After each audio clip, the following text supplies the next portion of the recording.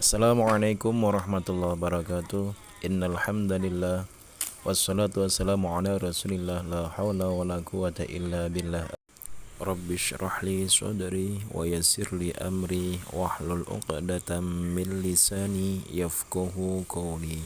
Amma ba'd. Perkenalkan, nama saya Abdul Azim, mahasiswa Universitas Sunan Gresik dengan nomor NIM 25110146.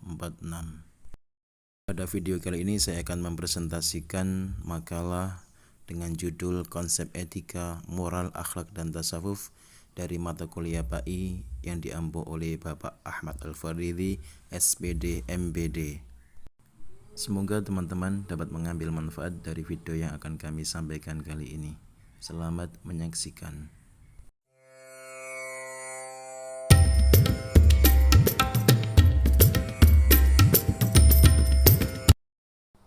Konsep dasar etika. Kata etika berasal dari kata ethos dari bahasa Yunani yang berarti karakter, watak kesusilaan atau adat. Sebagai suatu subjek, etika berkaitan dengan konsep yang dimiliki oleh individu ataupun kelompok untuk menilai apakah tindakan-tindakan yang telah dikerjakannya itu salah atau benar, buruk ataupun baik. Konsep dasar etika. Selintas sejarah etika di Yunani. Untuk pertama kalinya etika dikaji secara rasional dan berdasarkan pada ilmu pengetahuan oleh bangsa Yunani. Antara etika dan moral. Ajaran moral merupakan rumusan sistematik terhadap anggapan tentang hal-hal yang bernilai serta kewajiban manusia. Etika merupakan ilmu tentang norma, nilai, dan ajaran moral. Pendasaran konseptual etika dan moral. Dapat dikatakan bahwa perbedaan makna antara moral, sopan, santun, dan etiket dengan etika. Bila moral memiliki makna cara seseorang berperilaku. Tujuan moralitas bagi manusia. Moralitas ditentukan oleh kesesuaiannya dengan alam realitas yang berada di sekitarnya. Disinilah letak pentingnya sikap kemandirian dalam pencarian nilai-nilai moral. Hubungan nilai, norma, dan sanksi. Yang pertama, kajian nilai dan etika. Yang kedua, nilai dan keberadaannya. Yang ketiga, dilema nilai moral. Yang keempat, penumbuh kembangan nilai moral secara rasional. Yang kelima, nilai dan fungsional etika dan moral. Yang keenam, nilai moral dan sanksi. Nilai dalam kode etika profesi. A. Eksistensialitas nilai dalam kehidupan. B. Problem moral dan profesi manusia. C. Pengertian profesi. D. Dinamika perkembangan kode etik. E. Profesionalisme sebuah tuntutan. F. Profesi kode etik dan profesionalisme. G. Profesional kerja. H. Dasar legitimasi profesi. I. Tanggung jawab simbol kebebasan. Selanjutnya, konsep moral. Pengertian moral. Secara etimologis, istilah moral berasal dari bahasa Latin mos atau mores yang berarti adat atau kebiasaan. Dalam konteks filsafat dan pendidikan, moral berkaitan dengan ajaran mengenai perilaku yang baik dan buruk sesuai dengan norma yang berlaku dalam masyarakat. Konsep moral. Tujuan dan fungsi pendidikan moral. Tujuan utama pendidikan moral menurut Darmadi adalah membentuk manusia yang berkarakter dan bermartabat. Ruang lingkup moral dasar. Nilai moral, norma moral, kehendak moral, tanggung jawab moral. Prinsip-prinsip moral dasar. Keadilan, kebijakan, tanggung jawab, dan kebebasan moral. Pendidikan moral dalam konteks sosial dan nasional. Menurut Hamid Darmadi, pendidikan moral di Indonesia harus berakar pada nilai-nilai luhur bangsa, seperti yang terkandung dalam Pancasila. Tantangan moral di era modern. Dalam era globalisasi dan kemajuan teknologi, pendidikan moral menghadapi tantangan besar, Nilai-nilai tradisional sering berbenturan dengan budaya instan dan materialisme modern. Implementasi moral dalam pendidikan agama Islam. Implementasi nilai-nilai moral dalam pendidikan Islam dilakukan melalui integrasi antara pembelajaran agama, pembinaan karakter, dan keteladanan guru. Konsep akhlak. Pengertian akhlak. Kata akhlak berasal dari bahasa Arab khuluq, bentuk jamak dari kata khuluq atau khuluq, yang secara bahasa berarti perangai, tabiat, kebiasaan, tingkah laku, atau budi pekerti. Secara istilah atau terminologi, pengertian akhlak merujuk pada suatu keadaan atau sifat yang tertanam kuat dalam jiwa manusia. Hakikat akhlak. Hakikat akhlak terletak pada keadaan jiwa atau kondisi batin yang menjadi sumber motivasi penggerak bagi perbuatan lahiriah. Perbedaan akhlak berdasarkan sumber nilai, sifat, objek bahasa. Kedudukan dan sumber akhlak. A. Kedudukan akhlak dalam ajaran Islam. Yang pertama, penyempurna agama. Yang kedua, buah dari akidah dan syariah. Yang ketiga, penentu beratnya timbangan. B. Sumber-sumber akhlak. Yang pertama, Al-Quran. Yang kedua, As-Sunnah atau hadis Nabi. Konsep tasawuf.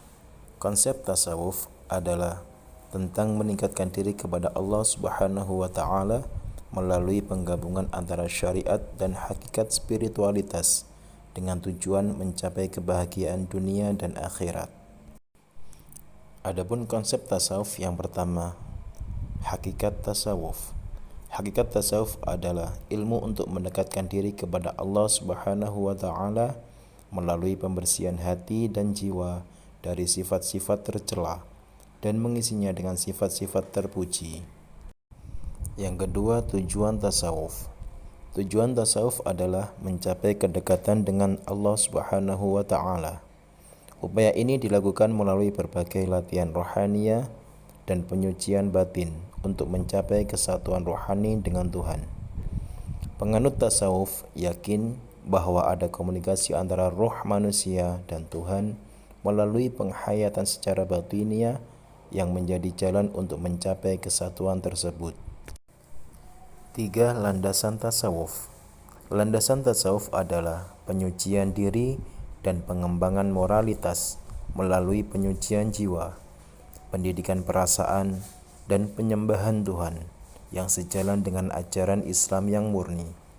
Pentingnya mengintegrasikan ilmu pengetahuan modern dengan tasawuf agar tidak menjauhkan diri dari dunia, melainkan menjadi manusia yang seimbang, aktif, dinamis, dan spiritualis. 4. Tahapan dalam tasawuf. Para sufi menyebut ada beberapa tingkatan perjalanan spiritual, antara lain yang pertama, taubat, yakni bertaubat dengan sungguh-sungguh. Yang kedua, zuhud, yaitu tidak terikat oleh dunia. Yang ketiga, sabar, tabah dalam ujian. Yang keempat, tawakal, yang berarti menyerahkan diri sepenuhnya kepada Allah Subhanahu wa Ta'ala. Yang kelima, ridho, yakni menerima semua ketentuan Allah Subhanahu wa Ta'ala dengan tenang. Yang keenam, mahabbah, yang artinya mencintai Allah Subhanahu wa Ta'ala di atas segalanya. Yang ketujuh, ma'rifat, yang artinya mengenal Allah dengan hati yang jernih. 5. Nilai pokok tasawuf.